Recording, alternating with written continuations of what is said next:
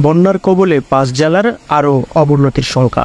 ফেনী, সুনামগঞ্জ, মৌলভীবাজার, হবিগঞ্জ এবং চট্টগ্রাম এখন বন্যায় কবলিত হওয়া এই ৫ জেলার বেশিরভাগ মানুষ এখন পানিবন্দী হয়ে পড়ছে বলে জানিয়েছেন দুর্যোগ ব্যবস্থাপনা ও ত্রাণ মন্ত্রণালয়ের অতিরিক্ত সচিব KM আলী রিয়াজ। বুধবার সাংবাদিকদের তিনি বলেন, উজান থেকে নেমে আসা পানি এবং অতিরিক্ত বৃষ্টির কারণে বন্যায় হচ্ছে দেশের ওইসব এলাকায়। আগামী ২৪ ঘন্টায় এসব এলাকায় বন্যার পরিস্থিতি আরও খারাপ হওয়ার আশঙ্কা রয়েছে।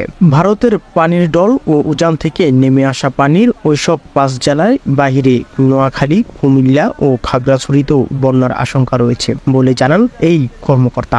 তিনি বলেন, বন্যায় কবলিত এলাকার নগদ টাকা ও শুকনো খাবার পাঠানো হয়েছে।